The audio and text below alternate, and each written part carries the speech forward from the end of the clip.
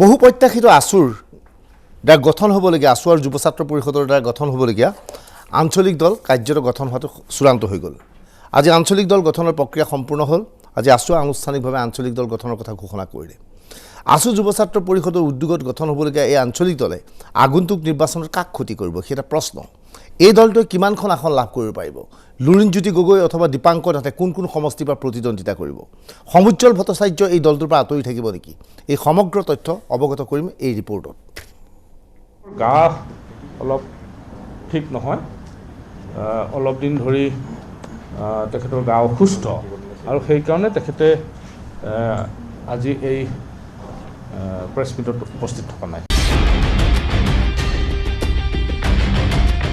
সমুজ্জ্বল কুমাৰ ভট্টাচাৰ্যৰ অনুপস্থিতিত সদৌ অসম ছাত্ৰ সন্থা আৰু যুৱ ছাত্ৰ পৰিষদৰ উদ্যোগত নতুন আঞ্চলিক দল গঠনৰ কথা ঘোষণা কৰা হৈ গ'ল। সকলো ঠিকে আছিল, কিন্তু মঞ্চত নাই সমুজ্জ্বল ভট্টাচাৰ্য। সমুজ্জ্বল ভট্টাচাৰ্য বোলে অসুস্থ। সমুজ্জ্বল ভট্টাচাৰ্য কি অৱস্থাত আছে সেই কথা কোনেও নাজানে। কিন্তু ৰহস্যজনকভাৱে এই অনুষ্ঠানত সমুজ্জ্বল কুমাৰ ভট্টাচাৰ্য অনুপস্থিত থকাই কিবা নতুন ইংগিত দিলে নেকি?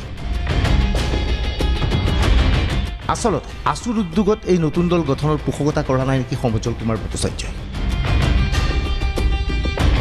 এইবাৰ এই দুজন ব্যক্তিক মন কৰক।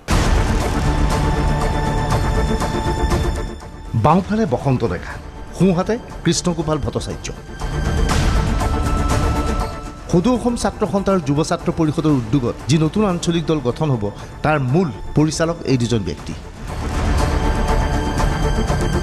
বসন্ত ডেকাই দীৰ্ঘদিন ধৰি বিচাৰি আছিল আছু আৰু যুৱ ছাত্ৰ পৰিষদৰ উদ্যোগত এটা আঞ্চলিক দল গঠন হওক। এনে এটা আঞ্চলিক দল গঠন হওক যিটো আঞ্চলিক দলে অসমৰ জনতাৰ ইচ্ছা আকাংক্ষা পূৰণ কৰিব পাৰিব।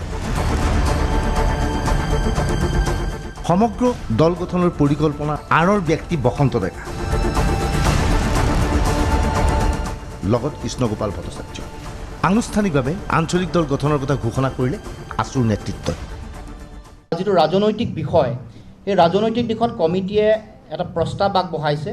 প্ৰস্তাৱ অনুসৰি ছাত্ৰ সন্থা যুৱ ছাত্ৰ পৰিষদে অসমত এটা বিকল্প আঞ্চলিকতাবাদী গণতান্ত্ৰিক ৰাজনৈতিক দল গঠনৰ প্ৰক্ৰিয়াটো আচলতে ঘোষণা কৰাৰ যিটো প্ৰয়োজনীয়তা বা এইটো আগবঢ়াই লৈ যোৱাৰ প্ৰয়োজনীয়তাৰ কথা এই পৰামৰ্শত এটা সমিতিয়ে অতি স্পষ্ট ৰূপত উল্লেখ কৰিছে। আৰু এই সকলো ৰাজনৈতিক দিশ তেখেতসকলে চালি জাৰি চাই বিভিন্ন ধৰণৰ বিষয় ইয়াত উত্থাপন কৰিছে। বিশেষকৈ বিগত সময়ছোৱাত যিটো ক্ষমতাকেন্দ্ৰিক আপোচৰ ৰাজনীতিৰ যোগেদি অসমৰ জাতীয় স্বাৰ্থ জলাঞ্জলি দিয়া হৈছে, সেই যিটো তেওঁলোকৰ এটা ক্ষমতাকেন্দ্ৰিক আপোচকামী দৰ্শনৰ বিপৰীতে অসমৰ জনগণক এক প্ৰগতিশীল ৰাজনৈতিক আঞ্চলিক ৰাজনৈতিক যাতে আমি আগবঢ়াই লৈ যাব পাৰোঁ, য'ত সমাধানৰ বাট ওলায়, য'ত আমি জাতিসত্তাটোক সুৰক্ষিতভাৱে আমি জীয়াই ৰাখিব পাৰোঁ, আগবঢ়াই লৈ যাব পাৰোঁ, তাৰ কাৰণে তেওঁলোকে শক্তিশালীভাৱে ইয়াত পোষকতা কৰিছে। তাৰ লগে লগে জাতীয়তাবাদৰ আদৰ্শত আপোচবিহীন আঞ্চলিক ৰাজনৈতিক এটা আন্দোলন, এইটো সংগ্ৰামৰ ৰূপত এটা আগবঢ়াই লৈ যোৱাৰ তেওঁলোকে পোষকতা কৰিছে, য'ত বিভিন্ন খিলঞ্জীয়া জাতিসত্তা, খিলঞ্জীয়া জনগোষ্ঠী, চাহ জনজাতি, আদিবাসী, জনজাতীয় অজনজাতীয় লোক, সংখ্যালঘু সম্প্ৰদায় সকলোকে যিটো ইনক্লুচিভ যিটো পলিটিক্সৰ যিটো চিন্তা, য'ত বিভিন্ন জাতি জনগোষ্ঠীৰ মাজত সমন্বয়ৰ যিটো পোষকতা কৰি থকা হৈছে, সেইটোক আধাৰ হিচাপে লোৱাৰ কথা উল্লেখ কৰিছে। সকলো ঠিকে আছিল, কিন্তু সমুজ্জ্বল কুমাৰ ভট্টাচাৰ্য অনুপস্থিত কিয়? সমুজ্জ্বল কুমাৰ ভট্টাচাৰ্যই বুজিছে নেকি আছু আৰু যুৱ ছাত্ৰ পৰিষদৰ উদ্যোগত গঠন হোৱা এই আঞ্চলিক দলে বিশেষ প্ৰভাৱ পেলাব নোৱাৰিব 2021 নিৰ্বাচনত। ইয়াৰ বিপৰীতে বসন্ত ডেকা অথবা কৃষ্ণগোপাল ভট্টাচাৰ্য নিশ্চিত এই দলে যথেষ্ট গুৰুত্বপূৰ্ণ ভূমিকা পালন কৰিবলৈ সক্ষম হ'ব। বসন্ত ডেকাই ঘনে ঘনে যোগাযোগ কৰিছে সমুজ্জ্বল ভট্টাচাৰ্যৰ সৈতে। নতুন ৰাজনৈতিক দলত সমুজ্জ্বলৰ প্ৰৱেশ বিচাৰে বসন্ত ডেকাই, কিন্তু ৰাজনৈতিক পথাৰত ভৰি দিবলৈ সাজু নহয় সমুজ্জ্বল ভট্টাচাৰ্য। সমুজ্জ্বল ভট্টাচাৰ্যই ইতিমধ্যে স্পষ্ট কৰি দিছে নতুন আঞ্চলিক দলটোত তেওঁ নাই। সমুজ্জ্বল ভট্টাচাৰ্যৰ বিপৰীতে লুৰিণজ্যোতি গগৈ আৰু দীপাংকৰ নাথে এই নতুন আঞ্চলিক দলৰ পোষকতা কৰিছে। পোষকতা কৰিছে পলাশ চাংমাই। হয়তো 2021 নিৰ্বাচনত পলাশ চাংমাই প্ৰতিদ্বন্দ্বিতা নকৰিব, কিন্তু ৰাজনৈতিক দলটোত এক গুৰুত্বপূৰ্ণ পদত তেওঁ থাকিব। নতুন আঞ্চলিক দলৰ আহ্বায়কৰ দায়িত্ব বসন্ত ডেকা আৰু কৃষ্ণগোপাল ভট্টাচাৰ্য। আসুৰ অধিৱেশনৰ পিছতেই ৰাজনৈতিক দললৈ আহিব দীপাংকৰ নাথ আৰু লুৰিণজ্যোতি গগৈ। প্ৰায় 100টা সমষ্টিত প্ৰাৰ্থী থিয় কৰাব এই নতুন ৰাজনৈতিক দলটোৱে। এই মুহূৰ্তত প্ৰশ্ন হয়, কা বিৰোধী আন্দোলনক প্ৰধান ইস্যু হিচাপে লৈ গঠন হোৱা আছু আৰু যুৱ ছাত্ৰ পৰিষদৰ এই দলটোৱে নিৰ্বাচনী যুদ্ধত কেনে প্ৰভাৱ বিস্তাৰ কৰিব।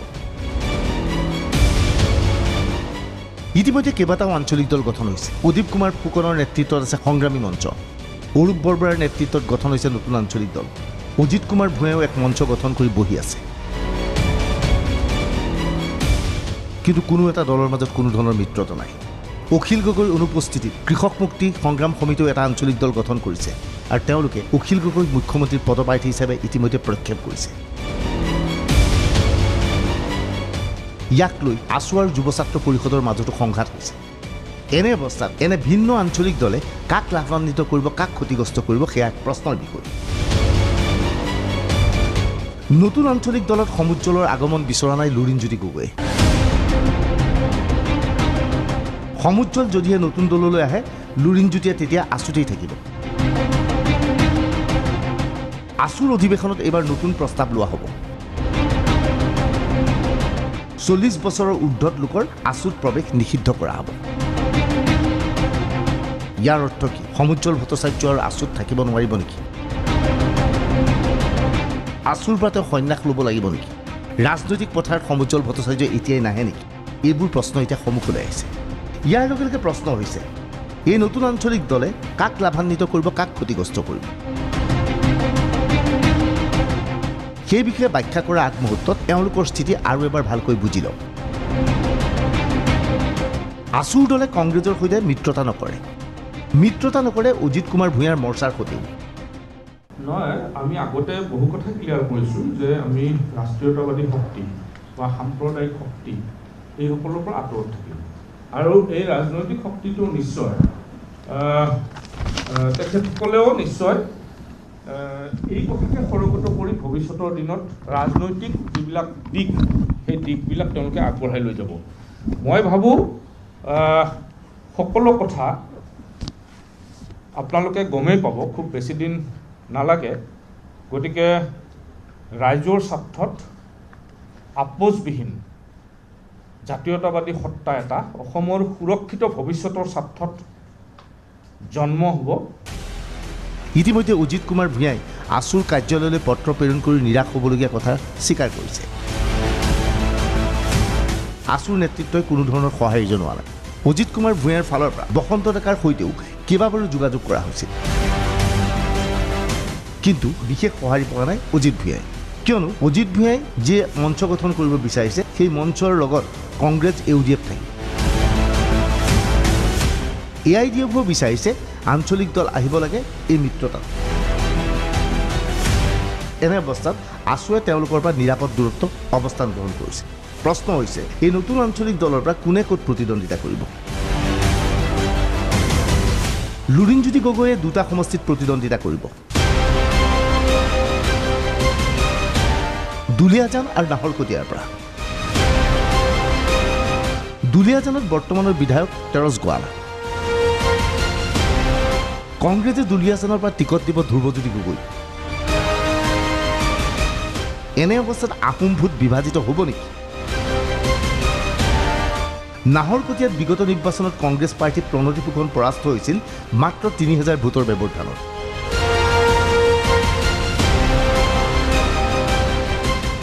বিজয়ী হৈছিল অগপৰ নৰেন সোণোৱাল। এইবাৰ অগপৰ পৰিৱৰ্তে বিজেপিয়ে নাহৰকটীয়াত তৰংগ গগৈক টিকট দিয়াৰ কথা। এনে অৱস্থাত কি হ'ব ফলাফল? দুলীয়াজান অথবা নাহৰকটীয়াৰ পৰা লুৰিণজ্যোতি গগৈয়ে প্ৰতিদ্বন্দ্বিতা কৰিব। কিন্তু এনে প্ৰতিদ্বন্দ্বিতাই কাক লাভান্বিত কৰিব? কিয়নো আছুৰ নতুন আঞ্চলিক দলে কংগ্ৰেছ অথবা বিজেপিৰ সৈতে মিত্ৰতা নকৰে, এককভাৱে প্ৰতিদ্বন্দ্বিতা কৰিব আপোচহীনভাৱে। কিন্তু নিৰ্বাচনী সমীকৰণ ইমান সহজ নে? ইতিমধ্যে বিজেপিৰ নেতা ৰাম মাধৱে কৈছিল, বিজেপিয়ে নিৰ্বাচনত অংকৰ সমীকৰণ নকৰে, বৰঞ্চ ৰাসায়নিক সমীকৰণে কৰে, অৰ্থাৎ কেমিষ্ট্ৰিক গুৰুত্ব দিছিল ৰাম মাধৱে।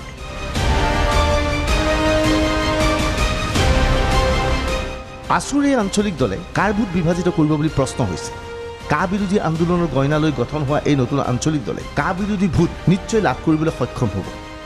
কিন্তু সেই ভোট যদি আছু বা যুৱ ছাত্ৰ পৰিষদৰ দল গঠন নহ'লহেঁতেন তেনেহ'লে কংগ্ৰেছৰ সপক্ষে গ'লহেঁতেন। এনে অৱস্থাত কংগ্ৰেছৰ ভোট বিভাজিত কৰি এই নতুন দলে বিজেপিক লাভান্বিত কৰিব নেকি? অৱশ্যে কংগ্ৰেছে আশা প্ৰকাশ কৰে নতুন আঞ্চলিক দলে বিজেপিৰ ভোটহে বিভাজিত কৰিব, কিয়নো কা বিৰোধী সেই ভোট কংগ্ৰেছৰ সপক্ষে নগ'লহেঁতেন।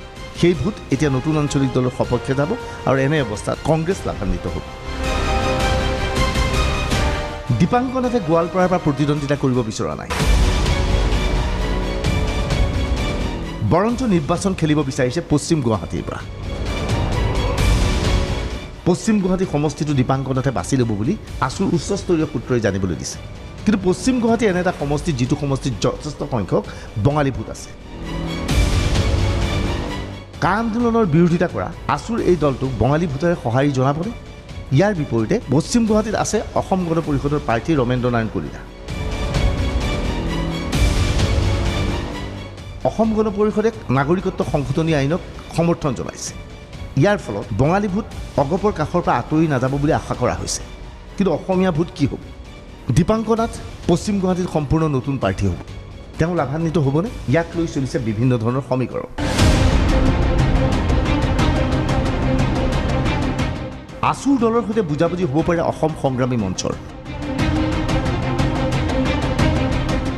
মঞ্চৰ হৈ উদীপ ফুকনে নিৰ্বাচন খেলিব বিচাৰে পূব গুৱাহাটীৰ পৰা। এনে অৱস্থাত আছুৱে পূব গুৱাহাটী সমষ্টিটো অসম সংগ্ৰামী মঞ্চক এৰি দিব পাৰে। কিন্তু ইয়াৰ মাজতো দ্বিমত থাকিব। নতুন আঞ্চলিক দলটোৱে সংখ্যালঘু অধ্যুষিত অঞ্চলতো প্ৰাৰ্থী থিয় কৰাব বুলি জানিব পৰা গৈছে। সংখ্যালঘু অঞ্চলত প্ৰাৰ্থী থিয় কৰালৈও বিজেপিৰ কোনো ধৰণৰ আপত্তি কৰিবলগীয়া নাই, কিয়নো বিজেপি ইয়াত বিশেষ ক্ষতিগ্ৰস্ত নহয় বুলি ধাৰণা কৰা হৈছে।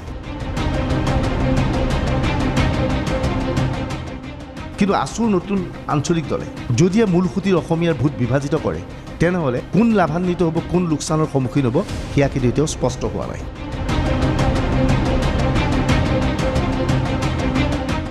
Bureau' report DY365।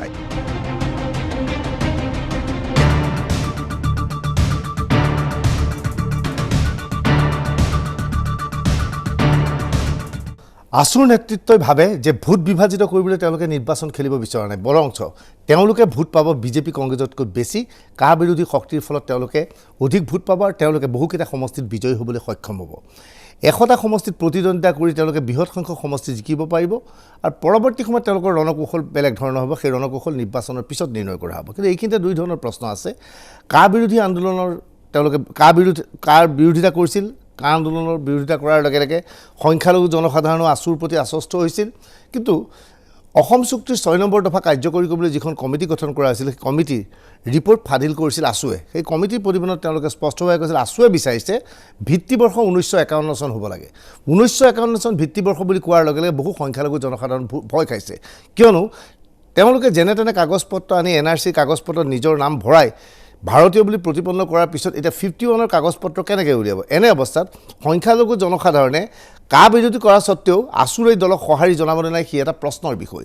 ইয়াৰ উত্তৰ অৱশ্যে আমি এতিয়াও জানিব পৰা নাই। কিন্তু এইখিনি মুহূৰ্ততে অখিল গগৈৰ নেতৃত্বত গঠন হ'বলগীয়া দলে আজি স্পষ্টভাৱে কৈছে যে তেওঁলোকে কংগ্ৰেছৰ লগত নাথাকে, কংগ্ৰেছৰ সৈতে কোনো সমৰ্থন নজনায়, কিন্তু আছুৰ সৈতে একেখন প্লেটফৰ্মত তেওঁলোক যাবলৈ সাজু আছে আৰু অখিল গগৈ মুখ্যমন্ত্ৰী পদপ্ৰাৰ্থী নহয় বুলি আজি স্পষ্টভাৱে কৈছে কৃষক মুক্তি সংগ্ৰাম সমিতিয়ে। আমাৰ কৈছোঁ যে আমি সকলো আঞ্চলিক শক্তি একলগ এইকাৰণেই হোৱাৰ প্ৰয়োজন, কাৰণ আমি বিজেপিক পৰাভূত হ'ব লাগিব। আমি সকলো আঞ্চলিক শক্তি একলগ হোৱাৰ এইকাৰণেই প্ৰয়োজন, আমি আৰু কংগ্ৰেছ আৰু AIDFক পৰাভূত কৰিব লাগিব। গতিকে তোৰ একলগ হোৱাৰ ক'ত প্ৰশ্ন।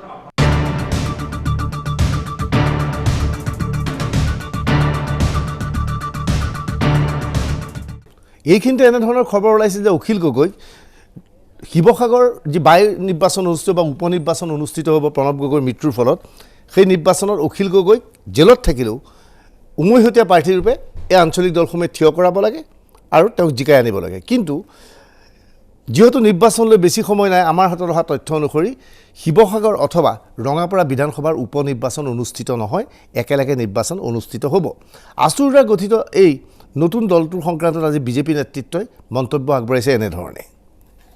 জনাইছোঁ যে সদৌ অসম ছাত্ৰ সন্থাই হওক বা যিকোনো সংগঠনে যদি ৰাজনৈতিক দল খোলে বা যিসকলে খুলিছে, আমি তেওঁলোকক উষ্ণ আদৰণি জনাইছোঁ।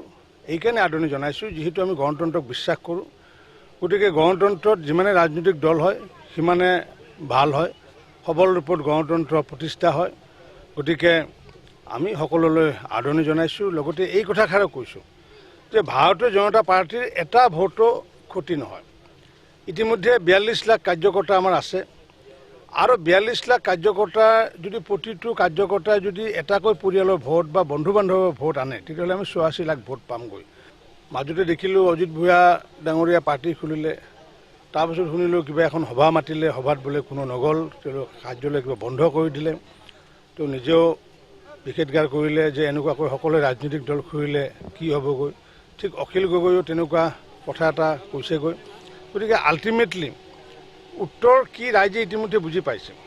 গতিকে আমিতো ৰাজনৈতিক দল, গতিকে আমি ৰাজনৈতিক দলে কোনোবাই ৰাজনৈতিক দল খুলিছে, গণতন্ত্ৰ সবল ৰূপত প্ৰতিষ্ঠা হোৱাৰ বাবে আমি তেওঁলোকক আদৰণি জনাইছোঁ। ৰাজনীতিটো এতিয়া পৰিষ্কাৰ হোৱা নাই, পৰিষ্কাৰ হ'বলৈ অলপ টাইম লাগিব। কাক ক্ষতি কৰিব, কাক উপকাৰ কৰিব, এইটো সময় মানে উপযুক্ত সময় নহয় ক'বৰ বাবে। সেইটো টাইম কেতিয়া ক'ব পৰা যাব সেইটো সময় লাগিব, এমাহ দুমাহৰ ভিতৰতহে ক'ব পৰা যাব।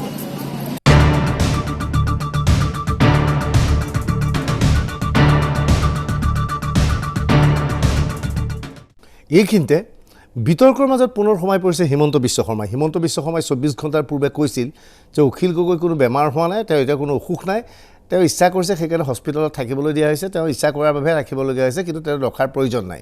আজি এই কথাৰ বিৰোধিতা কৰিছে কৃষক মুক্তি সংগ্ৰাম সমিতিয়ে। হিমন্ত বিশ্ব ডাঙৰীয়াক স্পষ্টভাৱে সুধিব বিচাৰিছোঁ, যদি অখিল গগৈৰ কোনো বেমাৰেই নাছিল তেন্তে অখিল গগৈক কিয় চিকিৎসালয়ত ভৰ্তি কৰোৱা হৈছিল? যদি অখিল গগৈৰ কোনো বেমাৰেই নাই তেনেহ'লে কিয় চিকিৎসালয়ত এতিয়াও অখিল গগৈৰ চিকিৎসা চলাই থকা হৈছে?